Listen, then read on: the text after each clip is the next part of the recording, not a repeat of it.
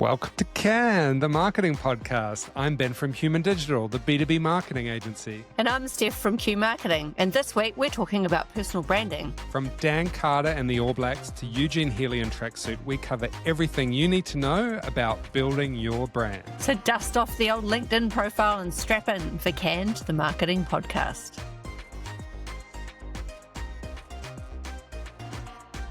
Strap in, Steph. It's time for Can, the marketing podcast. Happy Wednesday. Happy Wednesday, Ben. It's awesome to be here. How's it going? It's really good. I love your outfit. You're heading out somewhere after this. Yes, I have been wearing corporate attire for most of the day, but I'm heading straight out to Metallica as soon as we finish this recording. So it's going to be amazing. And I've got my Black Sassabide on to celebrate today. That is so cool. Whereabouts are they playing? Eden Park today. Nice. Well, hopefully the weather holds. That's It's right. looking not too bad now. My girlfriend rang this morning. She's got black ponchos, so it doesn't interfere with our outfits, so we'll be fine. Love it. And Love it. will you be wearing green this evening for your evening activities? Well, I'm trying to decide between pink and green, but yes, I am going to Wicked 2, which is going to be amazing. Definitely a great brand event. So, yeah, definitely excited for the second installment in the Wicked franchise. Masterclass in marketing. Absolute It is a masterclass masterclass in marketing. What else have you been up to this week, Steph? Okay, so we always say this, I have to go back and think about it. I had a wonderful weekend. I believe you and I were both up in kind of the Lee Matakana area, different days, different purposes, but I had a lovely time up there and enjoying all that Matakana has to offer.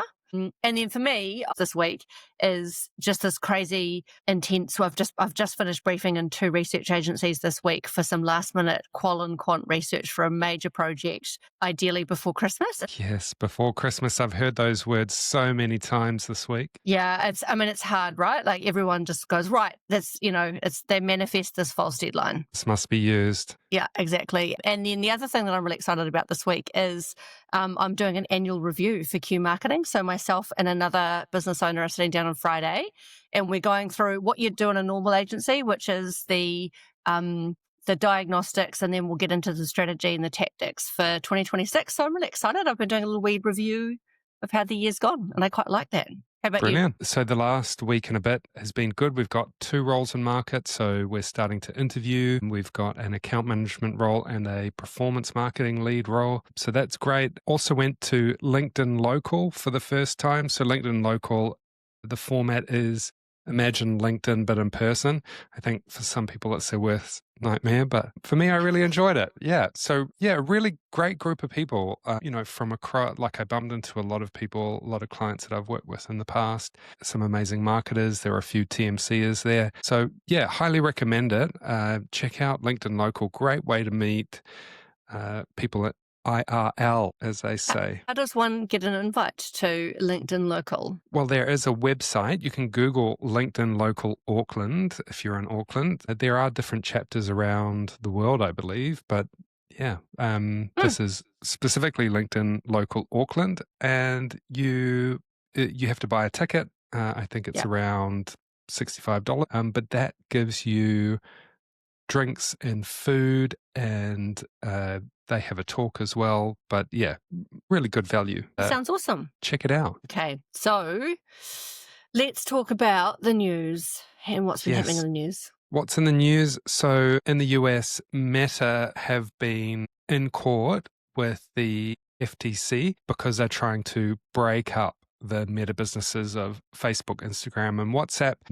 The claim of the FTC in the US is that they've got a monopoly, and the US court ruled that it is not a social media monopoly. The reason being is that TikTok and YouTube are now fierce competitors and are stealing meaningful attention from Meta, and the FTC brought zero empirical evidence to prove otherwise. So Meta is allowed to keep running as they are. The key takeaway for marketers is attention is the real market, and TikTok is doing really well. Yeah, that's interesting, despite all the talk about bans and all the rest of it. And Christmas is on the way, and AI has a role to play. A new Covio report shows that Aussies are feeling the holiday squeeze, but they're not cutting back on gifting, which is great. So 73% plan to buy the same or more presents, even though 84% feel the real pressure from tight budgets and the stress of finding the right gift. This is where AI comes to the rescue. 61% are keen to use it, 23% already have, and a massive 95% of users say they would use it again. Why? Because it helps stretch budgets, pair products, and it helps with decision fatigue, which is something I Okay. struggle with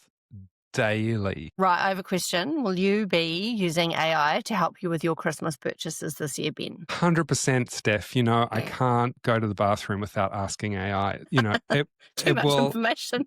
It will be helping me. AI can act now like a personal shopper. It can find prices for you. Aussies are adopting it fast, as are Kiwis.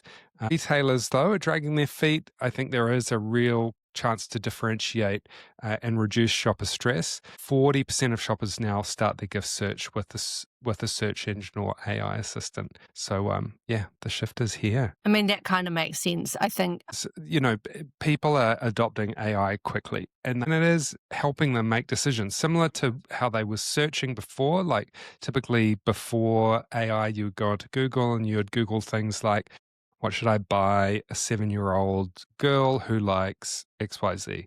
And you would get some generic list of Sponsored. shopping lists and gifts and things. And now when you ask AI, you can be really specific and you can put in interests and, share, different things about them and hopefully get a better list. I might give it a go. I mean, I'm still remain dubious as to whether it will be useful. I mean, I'm sort of also at the stage where everybody in my family wants cash. So that's really easy. So much easier. Yeah, so much easier. Cool. Okay, so what are we talking about this week? Yeah. Okay, so another one for Steph this week. We're talking about personal branding, but I also thought this would be a good one. Obviously, for us personally, we can probably speak to personal experience around personal branding because that's kind of, I guess, what we do as owners of our own business. But, I think there's huge, it's kind of a buzzword at the moment. And if you spend any time hanging out on LinkedIn, there are personal branding experts who will help you build your own personal brand. I think what's interesting in the marketing space is I really want to unpack what that means if you're a corporate and how and when you should use personal branding to your benefit or not. And I think the start of that was when we went to Cannes and we saw a little bit of this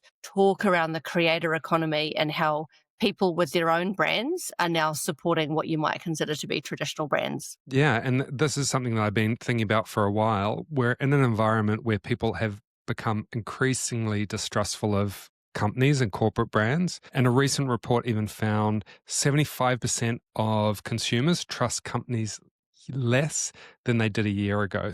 We've got company trust dipping down and we've got personal brands coming back up. Yeah, I agree. And I think, look, let's talk about the creator economy as it stands. And I think we've sort of lightly touched on this in a previous episode. But, if people are trusting brands less, then what does this mean for employing the creators to kind of represent your brand? I speak from the view of someone who's come from really large businesses who are very hesitant to hand the reins over to somebody who has a following, albeit, millions of dollars. What do you think the benefits and kind of the risks might be if you're thinking about going, here you go, lovely creator, going? Yeah, this problem isn't new. I think it is finding the right person to represent your brand. Typically, that needs to be someone employed by the company if it is going to be a lasting brand voice. Celebrity endorsements and celebrity partnerships have been a thing for forever. So this isn't new. The risks aren't new. And even having your CEO isn't a surefire way to decrease risks depending on how close they are with HR. So, you're one Coldplay concert away from catastrophe. No, and look, if you think about how celebrity endorsement was treated personally and how it's been treated in the past, if I think of the likes of cosmetic brands and luxury brands, you've been a paid person by the company to represent the brand. That's quite different in this day and age where you've been, someone will hand over and go, right, we want you to just go and create some content. And I use that in inverted commas. We are going, here are some brand guardrails, but we're just going to let you go for it and create what you like. Because actually, to your point about people not trusting branded messages, what we know now is for some reason, and I think for good reason in some cases, consumers can cut through the bullshit, so to speak, and people with their own personal brands feel more authentic. So I think you're right. It's about finding the right, you just lose control, but it's about finding the right creator, I guess, that can work within the framework that you your brand is operating. But you don't necessarily have to give away all control. You Mm. still get to review the assets before they go live. You're not just going to, give them the password to your Instagram account and let them go wild. This is content that they are creating for you. And to your point, Steph, if you let them go with very little guardrails, they may come up with something that is really resonating because they're not constricted by that brand. And then you as the brand have the ability to choose whether you publish it or not. So definitely collaboration. I think you're right. It's best when they can have creative freedom. Yeah. And I think, any good marketing plan should be multifaceted. So I wouldn't expect that a good brand would just be relying on user generated content or creator content from a brand that resonates with that particular target audience. That should not be your only marketing strategy. That is one thing in and amongst all of the different touch points that you have with your consumer. So I would suggest that it's about understanding when the right time is to engage with the consumer, either on the consumer journey or kind of, whether that's a specific product or whether that's a particular moment in time. Also backed up with all those other things like your distinctive brand assets that are helping also tell that story. Mm-hmm. Yeah. I was going to give my example from Cannes. I think the light bulb moment for me on this was so there's the UK drinks brand Poppy, and one of the chats at Cannes was talking about that brand was sold for millions of dollars. And was that as a result of the great marketing that they did? Or was it the exponential outsized impact of content creator Alex Earl? And what did she do to drive the value of the brand? And I think that's a classic example of somebody who's got a really, really strong personal brand in and of themselves, helping boost the value and equity of a business. And how that manifested in real life was we had John Evans on stage at Cannes. We had Alex Earl come out on stage, and the audience was absolutely captivated by both of them. However, what do you think happened when the talk finished? Everyone went up to talk to the influencer. It is. So, and I think that really for me, as somebody who's a Gen X and hasn't grown up in that creator economy, was such a light bulb moment. Like, I talked to the guy who understands marketing, but no. And I had a similar realization at Cannes. I bumped into the one and only Eugene Healy, and chances are you've heard of him. Steph, I know you've met him. He's amazing. He has over 20,000 followers on LinkedIn and 500,000 on Instagram and TikTok. And he's established himself as one of the most interesting and respected voices in marketing. I've followed his work for a long time, but meeting him in person really made something click. We were standing in the lobby of the Carlton Hotel, having a conversation about, I don't know, the weather or coffee.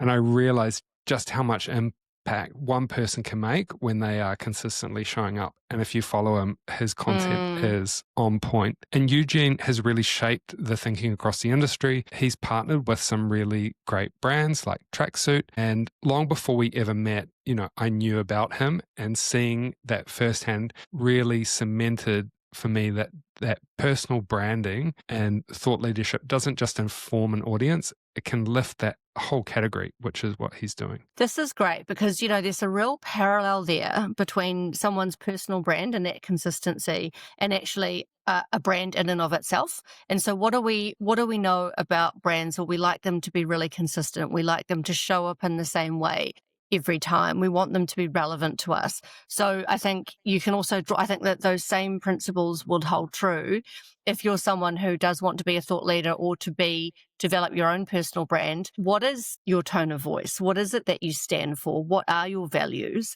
I think those things all hold true. And, if your interaction with Eugene had been slightly incongruent to what you were seeing on social media, you would have automatically gone that brand.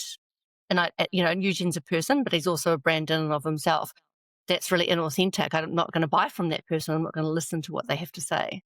And this comes really down to the key theme, which is all about trust. And that's essentially what branding is. And that's what consistency does. If you see something once and you like it, that's great. But you really only trust something or someone or a brand once you have seen them consistently show up. And that is really what is key. It's It's that trust element, which is driven by consistently seeing a brand or a person show up and deliver value. Yeah. And look, and again, if I put that lens of being, if I'm a marketing manager sitting in the seat and I'm like, right, who do I want to work with in the influencer space or the creator space? Well, I want somebody who probably works with similar brands to myself. I want somebody who's going, like to your point, is consistent, that I know is going to get the message and get it across in a consistent way and not probably go, I mean, if you're a brand that likes to do random things, great, choose somebody who's a little bit unhinged. But yeah. What are your thoughts on the proliferation, I guess, of this concept of, and I feel like this hits marketing way more than it hits probably accountancy, for example, the idea of everyone who has a career these days, work on your personal brand. You know, do you think, is that something you're seeing? Yeah, I mean, anyone that is selling their services, whether as an employee or a contractor or a freelancer, or if you're selling services on behalf of a business, definitely people buy from people. And this is really key in B2B. And it's true from B2C perspective as well, is people trust people, people buy from people, and people make up those brands. And so you need to have invested in your personal brand if you do want to get the most out of your career, if you want to be considered for that role. You know, in the market today, and especially in the employment market, you're competing with so many people. I mean, you put up a job post on LinkedIn and anyone in the world can see that. And you're competing, you know, with a lot of people with a lot of different skills. And if you have done the work and you've established your brand in advance, I always say, you know, by the time the job post has gone up, it's almost too late. You know, the people that are in it have already connected with you on LinkedIn. They've already made a couple of posts. When you check out their LinkedIn profile, you can see that they are, you know, their headline talks about what they do. You know, if someone applies to a performance marketing role and the headline of their LinkedIn profile is customer service assistant, you know, is that the brand that you want to be putting forward? You know, you want to be serious in your career. You want to choose an area of expertise and you really want to refine that.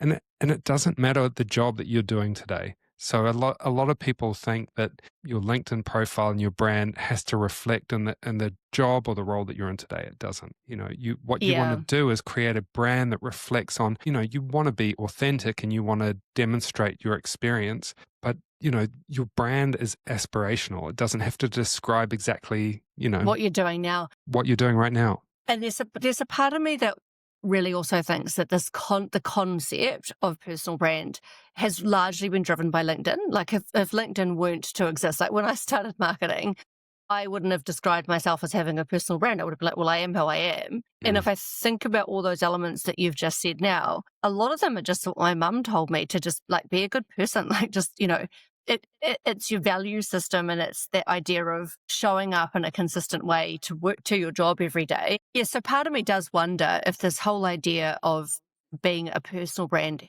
has really just come about with the advent of LinkedIn. Like I don't remember when I started my career, you know, all these things that you talk about consistency and showing up in the way that you speak to people. That was just what my mum told me I had to do to have a job. I think it has been around for a bit longer, but LinkedIn has definitely made it possible for everyone to do it. It's essentially democratized, which is done with a lot of other things. You know, previously the people that had personal brands were speakers at conferences, CEOs, you know, senior leadership. You know, those are the people that had to manage and maintain a personal brand in order to get the job they wanted or get the speaking gig that they wanted. Yeah, and I think, you know, again, coming back to that idea that I see a lot of people going, I will work with you on your personal brand and help you develop a presence, particularly on LinkedIn, and there are coaches that can help you do that. One of the things that I hear a lot, and I know this podcast isn't necessarily just about LinkedIn, but I think it's a space that marketers play in. So most of us will have a job or we will be running a business. The thing that I hear a lot from people is I just don't feel like I can say anything on the LinkedIn platform because I work for a company. So am I my business? Am I the job that I'm in? Or am I my own person? Where do you think the line could or should be drawn in that space? So the line is often drawn by the employment contract that you sign. So definitely check that and make sure that you can post what you can post. But even if you can't post about your work, you can post on the topic that you are either working in or passionate and interested about. Again, be consistent, but let's say you're in a marketing company at a bank and you can't specifically talk about your work. You can still talk about marketing principles. You can observe the industry and see campaigns that you like and comment on them. Anything in the public sphere is fair game, and most employers should be okay with you posting about general topics. I've got two stories for you on this. One is I'm going to spill some tea. So I recently did a controversial LinkedIn post, and I had someone reach out to me about it, and they're like, I can't comment publicly. Oh, wow. That's good. On this. Yeah. And that's what you want. So, that LinkedIn post, yes, people will like and comment, but you'll be amazed at how many people see that post and take something away from it and do not like or comment on it. Because again, likes and comments are public on LinkedIn. But yeah, and it's a real opportunity. Like if you're working in business development and sales, the people that are interacting with your post, they should be your prospects, if they are in your target market. So, reach out to them. The key to personal branding is, yes, you're posting. Some people will reach out to you directly, but you still have to go and, I call it hunting and gathering. You will get the people that reach out to you proactively, but you also should be proactively reaching out to the people that are engaging and starting a conversation with them. Yeah, and the second half of that is, and I hear this really frequently as well, people who work for companies are like, look, I can't be seen to be active on LinkedIn at the moment because my boss will be watching me and I'm really worried that they'll be thinking that I'm looking for a job. Now, look, they might actually be looking for a job. That's fine. But I guess my counsel and my advice in that situation was, that's fine. But you can, again, going back to what you've just said, Ben, around commenting on the things that are in the general public. Like, we've all got an opinion and a view on something, and we don't all have to be controversial in our opinion. It is better if you are controversial, though. Yeah. Yeah, have a point of view. You do want to have a unique point of view, and it's okay to disagree with stuff. There's different ways to express those opinions. But yeah, definitely don't be afraid to be controversial. I'm going to bring it back home to us now. I understand the frustration of people who work within a business, and I think to some extent you are beholden to the company for which you work, and that is, you do sort of have to take on the mantle of the company that you work for while still being true to yourself. But you and I don't have to worry about that. We run our own businesses. But we still, like, that is not I still have to be cognizant of clients, and there are things about campaigns and about business that don't get shared. So yeah, there's always that caveat, and you also want to make sure that you're maintaining confidentiality agreements and anything else that you've signed or agreed to as a part of employment or working with a client. Super interesting that you say that, because actually as I've moved into this space, I've been really aware. So personal branding, the way that the kind of the light bulb moment for me in this journey has been, do I want to be the person that goes around, like, I feel like you've got to be careful what you say when you're balancing lots of different clients. There's the bit around you and yourself and what you do, but you've also got to think about who's viewing what you're saying, and does that put another company in disrepute, or does that, like you say, give away secret information? I don't know how to explain this properly, but it's been very aware. Like, there's a level of freedom that I can be Steph and I can be who I want to be, but also by the same token, just being very mindful of future clients, existing clients, not wanting to kind of overshare is probably a good way of explaining it. I don't think there's a time and a place. Yeah, definitely. You want to have a personality though, and I think both of us have a good laugh.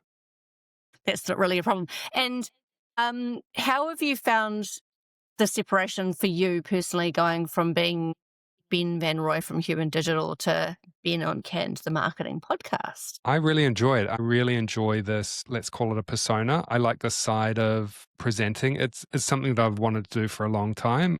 And I also have role models. And I think having role models is really key as well when you're building your personal brand and when you're building your career. There are people that I look up to. The hosts of Hard Fork are really inspiring for me. Yeah. The way that they mix comedy and hard-hitting tech news.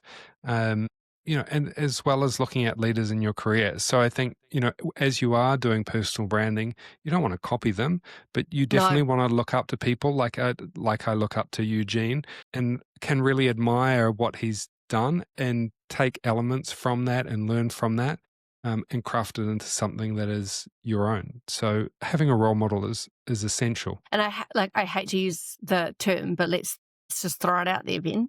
The term authentic, right? And you and I have both had conversations around the minute you try and do something that's not me, that's not you, that is different, that's all like inauthentic to kind of who you are as a person, it just sounds weird. Like it's not, It does. it's just a horrible, and people don't like it. Well, because it isn't authentic, you can't deliver it with the same passion or the same energy. The energy definitely changes. Although from an authenticity perspective, we have to pull out some of our more inappropriate comments. Yeah, this is true. I mean, Time and a place. Yeah, just as, we are hosts of this podcast, there is, different sides of yourself that you show. It doesn't mean that you're more or less authentic. It's Yeah. probably just more appropriate for the channel, as we would say. Now, we've had some incredibly charismatic CEOs in New Zealand who have really entwined themselves with the ethos of a brand. I've got a couple in my mind. Can you think of any CEOs or founders that have come to mind where their personal brand is almost like really intrinsically linked to the business? Yes, and I think we might share this one, but Jason Paris is, yes. I think, We didn't talk about this in advance, but yes. We didn't. But, I've met Jason a few times, really charismatic. He's obviously the CFO of One New Zealand. CMO? CMO. Or CEO? He's now the CEO. Oh, yeah, he was. Look at us. Yeah. So, Jason. So I think maybe that's why he's so charismatic and maybe why he's such a good example is, moving from the marketing function into the head role as CEO. Marketing is a great way to learn all of the pieces that you need to run a brand, whether that be a personal brand or a corporate brand. What I love about Jason, he's wears his heart on his sleeve. He's really charismatic. He's a great leader. He has a really amazing following as well, both in One and across the marketing industry. He's really generous with his time. He comes and presents. He shares his knowledge. He shares the success that he has. And the thing that everyone is talking about at the moment is the video that he shared recently where he gave a tour of the new offices for One NZ. I did see that. Yeah. It is him using his phone, recording himself going on a tour. And that's the kind of authenticity that brands and their consumers love, and it works so well. I mean, do you know what's cool about that? A couple of things. Who was the CMO before Jason? Do you know who the CMO at Vodafone/One was before? No. So that's a really great example, and all of those things that you've just talked about, which was be yourself, be authentic, that you can only be who you are, right? To a certain extent. Jason's taken that, he's harnessed it. He's a huge fan of the Warriors. That is a really big part of One NZ, that sponsorship property. He's really embraced it. He's taken ownership of it. He does his own videos. I've seen him participate in spoof videos with his team. I mean, I think he's a likable character. But did you know that he was also the CMO at Spark before he was at One?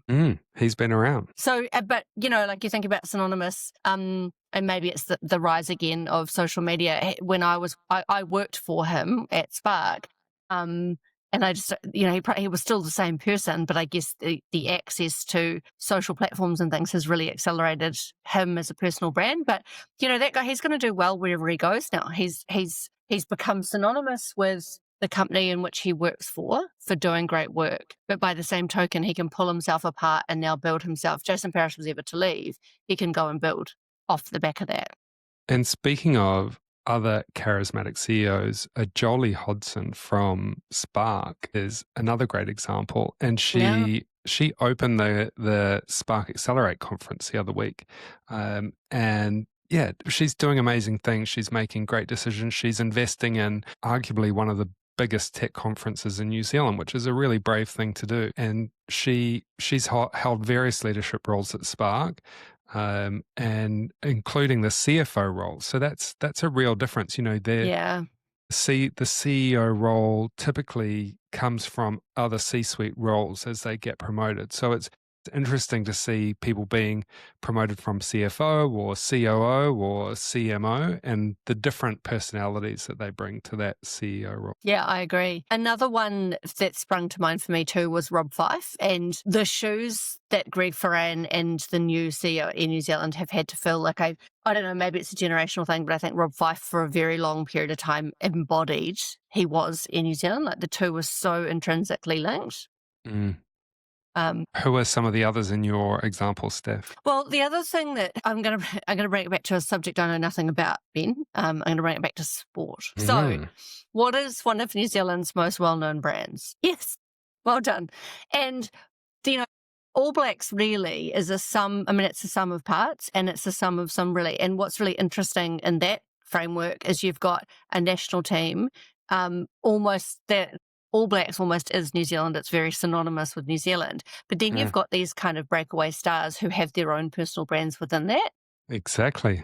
Yeah. So, that in itself is a really interesting, and I can only imagine, and again, things about Steph, like, know absolutely nothing about sport, really. This is not, give me a couple more sentences and I'll be out of my depth entirely. But, you've got the likes of a Dan Carter and a Ma Nonu and stuff, and they have definitely got their own personal brands. But they are very much sitting within the camp of All Blacks. They're very restricted in terms of what they can stand for and what they can't stand for whilst they're representing their country. Yes. And I mean, I think you mentioned Dan Carter. I think Dan is the one that has probably most successfully managed and monetized his personal brands. He has backed a lot of amazing products and a lot of amazing brands. Currently, Chemist Warehouse, he's all over that store, and this is where these of corporate brands and personal brands really interplay. And I think,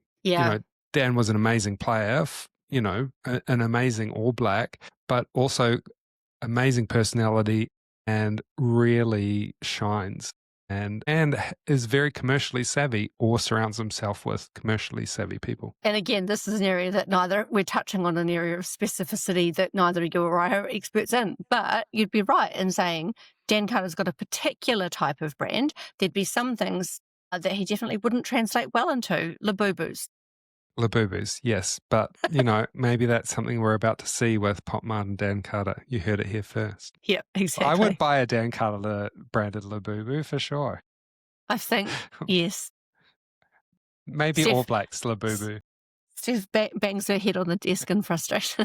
There's only so much Labubu I can have. Was there anything else on the topic of personal branding, Ben, that we haven't covered? So, if you're a marketer, when should you invest in personal brand? I think we should always be thinking about ourselves in a degree of being a personal brand, right? So I think marketers come in all shapes and sizes. Not all of us are designed to be extroverts, and that's okay. And I think if you really just think about personal brand as how you show up every day, what your values are, and consistently turn up and act authentically yourself on, again, it's a really naff way of explaining it, then that is your personal brand. It's how people experience you every day. So that would be my thinking on personal brand. And are there any personal brand collabs that you particularly like? Well, we were just talking actually off the back of my amazing outfit today as we started the podcast about Stolen Girlfriends. And I think about Mark Moore from Stolen Girlfriends. Now, he is somebody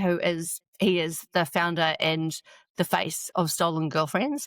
And, I think about him as his personal brand, and I think about the products in which he produces. They're so consistently through the line. You won't ever see Mark Moore not wearing his brand. So those two things are so directly intertwined. And then from a brand perspective, I worked for an alcohol brand that partnered with Stolen Girlfriends, and the two were really, really closely aligned. So there was that, and we're kind of harking back to that brand collab space from last week, but the two were feeding off each other. So I would say somebody like Mark Moore and Stolen Girlfriends is a really great example of just, there's no way you're going to see that guy in a pastel. And in terms of where brands should be investing, where are some of so we've talked a bit about kind of more celebrity brand collabs. A lot of companies are turning internally, not just their CMO or CEO. We're seeing a lot of internal influencer programs where you've got a social team specifically using staff to promote their brand. So kind of like micro influencers. Are there any other influencing or personal brand trends that you're seeing marketers do? This is a really interesting one because part of me feels sorry for these poor people who have to be the face of the brand, and often they're really newly out of study or whatever, and all of a sudden they're in front of the camera and they don't know if they are the brand, or do they know if they are themselves acting on behalf of the company. So I'm a little bit personally conflicted on this space because I feel like, but then I also know that this is if you are in the content creation space, this becomes your portfolio to then go and get other work in that space. And so then if you have become the face of the attention agency, you have become the face of two dudes, you then have to take your face and potentially put it against another brand. And I think that in itself, maybe those are future challenges. Yeah, I would see it as a future advantage. I think if you're a young person going into a brand or a company and you have an interest in content creation or you're doing it already, put your hand up, and offer to do it, because this is a great way to get experience doing content creation for a brand. And I would say that's an advantage rather than a disadvantage. If you've been all over that brand, you can leverage that to hopefully, get a pay rise or whatever, and potentially get, better or different jobs in agency or in a brand after that opportunity finishes. It's a bit like acting, right? They just, Yeah. Hi, today I'm representing blah, blah, blah. Yeah. And again, this is where you as a personal brand, you don't have to be attached to one single corporate brand. And if you are, hopefully that brand is compensating you really well to be exclusive for them. So yeah, just have fun and tap into your talents. If you have the need to create content and you're good at it and you enjoy it, look for opportunities to do it in your existing role or in your potential roles. I agree. And don't be scared. Like, if I'm going to give some parting advice, don't be afraid to put something up on LinkedIn. Doesn't have to be controversial, although as Ben said, controversial works, but doesn't have to be. Just be yourself. You can only be yourself. 100%. So what do we have coming up for our listeners next week, Steph? So in the coin toss for the conversation, so we've racing towards Christmas, as we have previously alluded to. In the coin toss this week, Ben van Rooy won. Drum roll. Ben, what are we talking about next week? We're going to be talking about B2B. And as much as Steph poo-poos B2B is really fun. That's so unfair because I now work in B2B, so stop it. Stop you it. Do. And Steph is the B2B queen now. She's a B2B girly. What did you say? God, what did you just say? B2B. We're all people too. I'm just people being people. B2Bs are marketers too. Yeah. Exactly. Yes. So we are going to be talking B2B. We're going to be talking about how to boost your B2B brand and some of the tactics we're seeing used in strategies leading into 2026. And do you know when else we'll be talking about B2B? What else? When we are part of the B2B marketing conference. That's right. Marketing. So you heard it here first, and I think we can announce this because tickets are now on sale. So you will be experiencing the wonderful experience of Ben and I in the B2B space. Yes, Canned, the marketing podcast, is going to be live at the Marketing Association for their B2B conference in 2026.